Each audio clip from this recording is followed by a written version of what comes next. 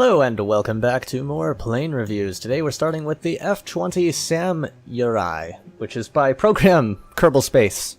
Yeah, that's the username they give. It's stolen from the army, the F-20 Samurai, and a note written in gibberish as a warning sign. But Jebediah decided to still fly it. It's a miracle he got away with stealing it well. It's a stock aircraft built with 35 of the finest parts, apparently. And he says it's from the Kerbinese army, or the Chinese army on Kerbin. And it's, what's the word I was looking for? Stock. I think I already said that. I don't remember. And then there's the thing I actually intended to say, which is that one is afterburners, which is very useful. And, ooh, the clippy. Ugh. I'm gonna stop complaining about it now. And all of your wings are on the same action groups, which is not good.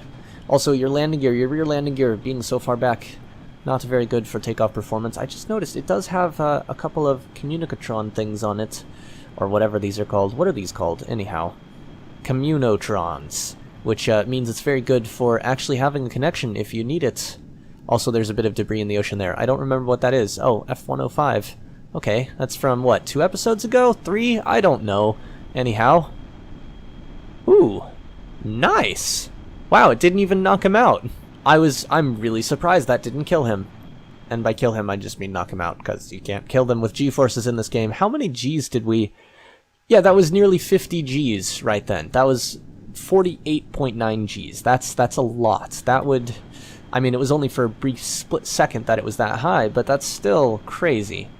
And we are going super, super fast. Can we get to Mach 2?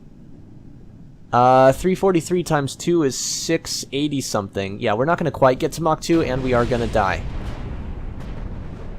Whoops. But nonetheless, this thing is very, very fun to fly.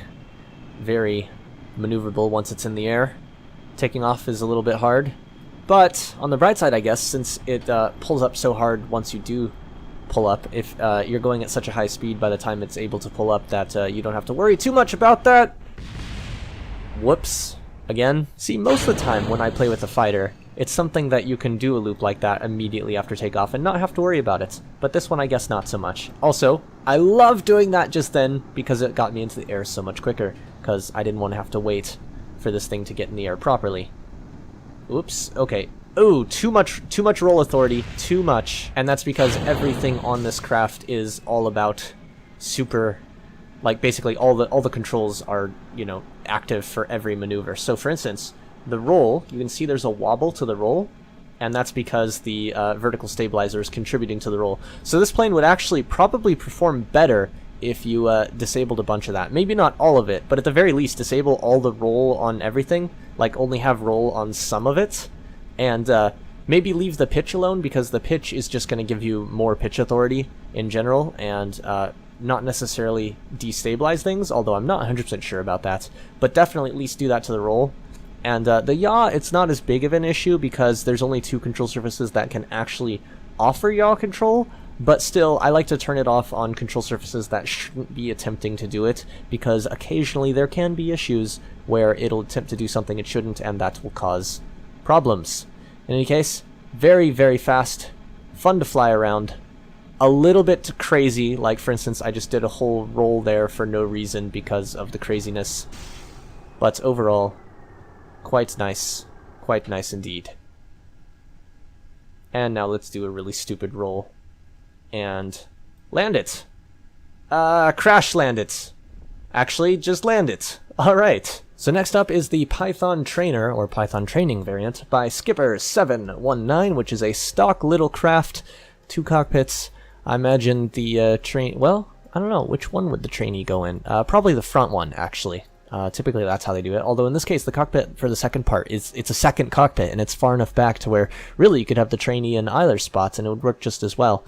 I imagine if I was designing it, this would be the regular cockpit and this would be the trainee cockpit, and this would normally be a nose cone on the regular version, but that's how I would design it. I do like that it is a very unusual design. Most of the time, you know, we have kind of a more traditional plane design, and this is definitely a bit different. Alright, and also, I didn't notice it until just now, but this is actually just using Juno engines.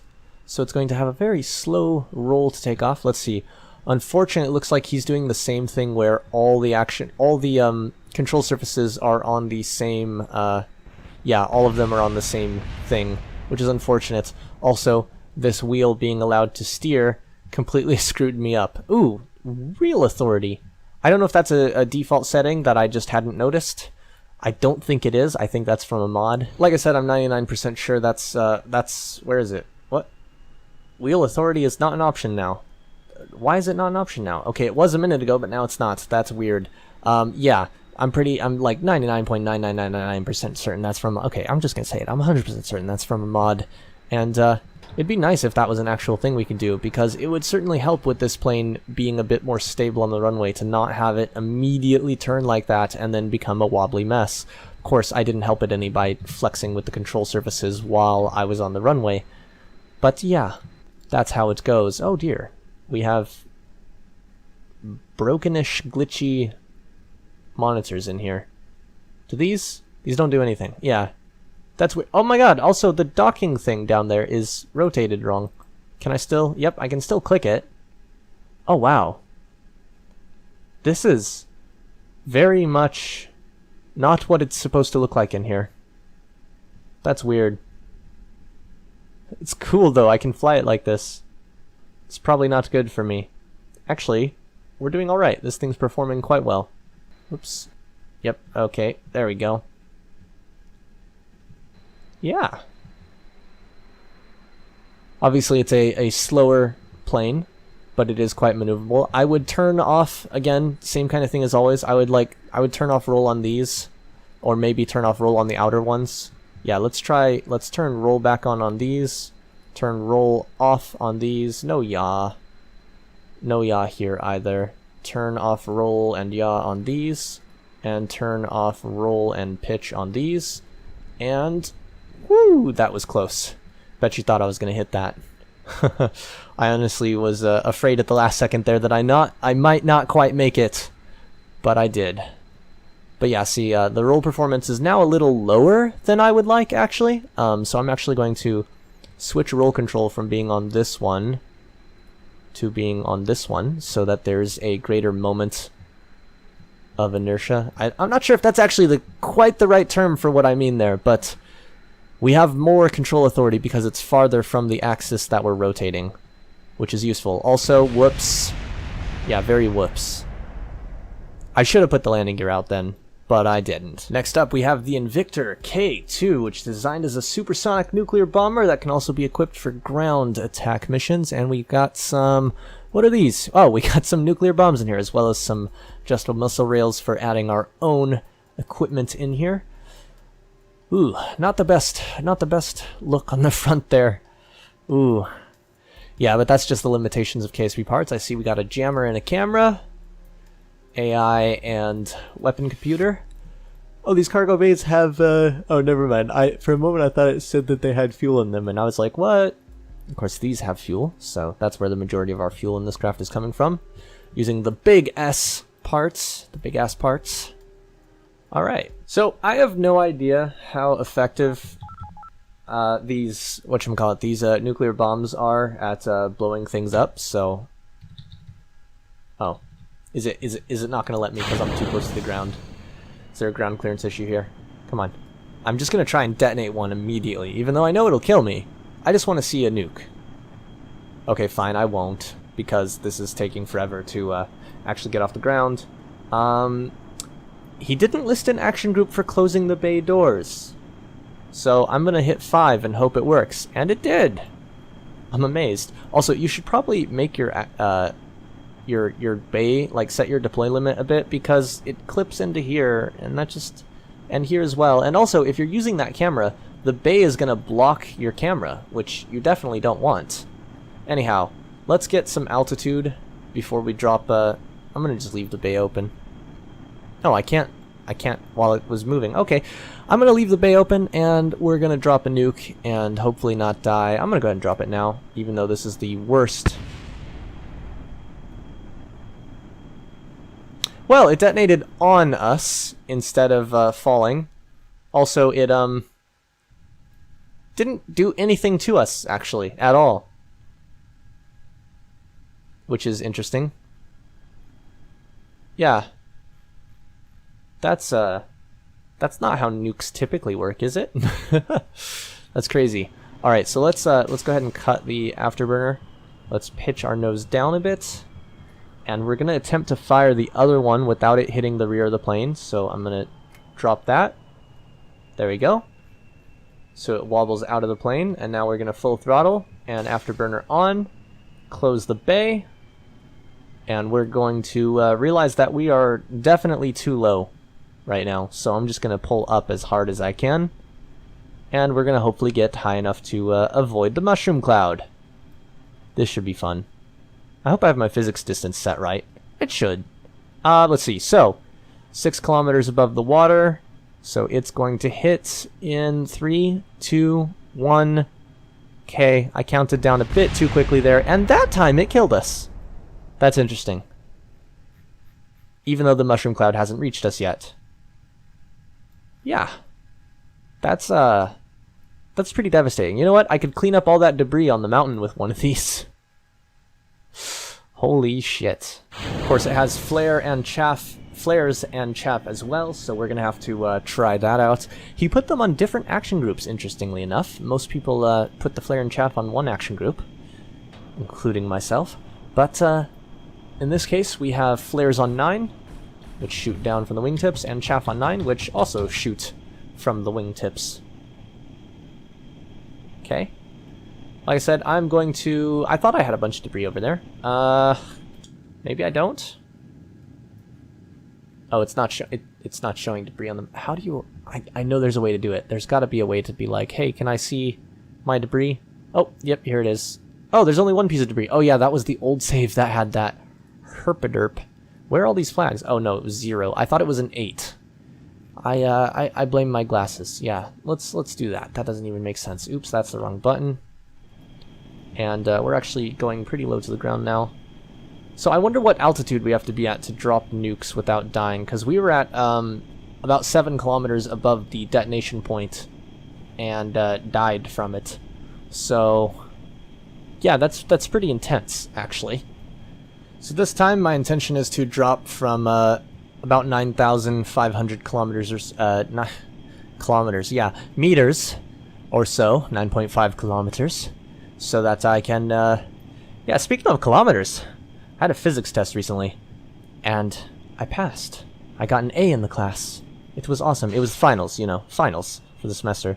Physics. I got an A on the final, and an A in the class. Let's go ahead and drop one of these. Did I hit the right button? No. Okay, there we go. Now I've hit the right button. Now let's go ahead and throttle up, and close our bay doors, and stay around this altitude. Let's actually not engage the afterburner just yet. Let's pull it around, but keep our altitude up. So actually I'm going to pull up a bit more. Because right now we're not... oh, that's interesting. Right now we're not maintaining altitude very well, actually. Let's go ahead and engage those. Turns out we need afterburners quite a bit on here. Where's our drop? Okay, 4 kilometers down. 5 kilometers down. It's falling quite quickly now. I'm a bit scared, to be honest. Alright, 9,600, 9,700. We don't want to go above 10 kilometers. We do not want it to lose existence before it hits. Alright. 10 kilometers. And still completely wrecked us. Okay.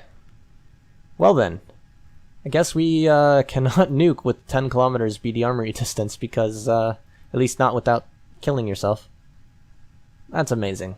Alright, and finally for this time we have the KU-37E, which was made in the 1.2.1 pre-release, and is brought to you... I was about to say brought to you by, but that's not what they said. Apparently this is Jukester, and he's bringing me military planes, and this is the first submission, which is complete with an ejection system and full action groups. It can perform the Cobra maneuver, and watch your controls because it is very maneuverable. And it's got some drop tanks, which is cool.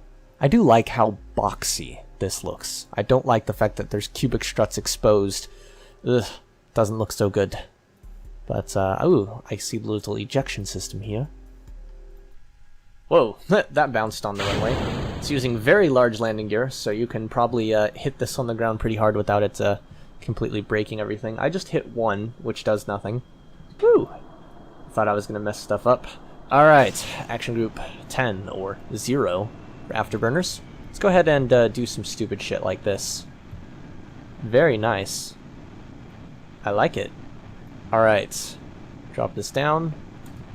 Drop the drop tanks like bombs. Oh dear. No, no, I overpitched. Well, we've crashed. Time to eject. Oh, that was great. All right, this time it's time for certification on the eject system. So I'm basing this on real life, where I forget what they call it. It's a 0 something or whatever. Basically, it's 0A 0S or 0A 0 speed. Basically, 0 altitude and oh dear, you need to fix your setup on the landing gear there, because this thing just fell over for no reason because of the way landing gear work in KSP 1. Whenever they added the newer stuff, I forget exactly, but yeah, one concept with an ejection system is being able to successfully eject from 0 altitude, 0 speed. Now, one thing that's very dangerous about this system is that drogue chute. Well, I don't know, it worked out alright. The problem I have with that drogue chute system is how it immediately tried to slow us down and could have failed to deploy properly, although I was thinking at the moment that it was the main chutes, but no, it does have separate main chutes, fortunately. Alright, let's afterburners this. Let's go ahead and drop those tanks. Who needs tanks? We have drogue chutes on the back, which I can cut with 9. They're also activated with 8. So we got nice action groups for everything. We're going to do a stupid maneuver here and eject. And then the drogue chute slows us down. And then we want to deploy the main chutes when we're at a slower speed. And now we're going to hopefully have a gentler landing than we otherwise would have. There we go. Very nice. Next to all our debris, too. Alright, now to fly the thing like I actually want to, which is from the cockpit and doing stupid shit in the Space Center, because that's what I like to do. Just occurred to me, I wonder if Kerbin's side has been updated for 1.2 yet, because it'd be nice to fly around some... Wow, that was close. I honestly thought I was going to hit that. It'd be nice to fly around some other terrain, other locations. Let's not hit the ground, thank you. Yeah, so this doesn't fly quite as well as the other one that I was doing, the KMS or whatever. I forget what it's... Yeah, the KMS that I was doing in the last episode. But it is still nice. What else was I flying this episode? I've kind of already forgotten. There's the F-20. That was pretty nice. Oops, we're gonna land. And by land, I mean crash, because I didn't have the landing gear out. Of course, landing gear very slow to respond to going out, so they're there, just not as intended. Oops, let's not. It worked. Yep, and that's everything for this time. Thanks for watching, and I will see you in space.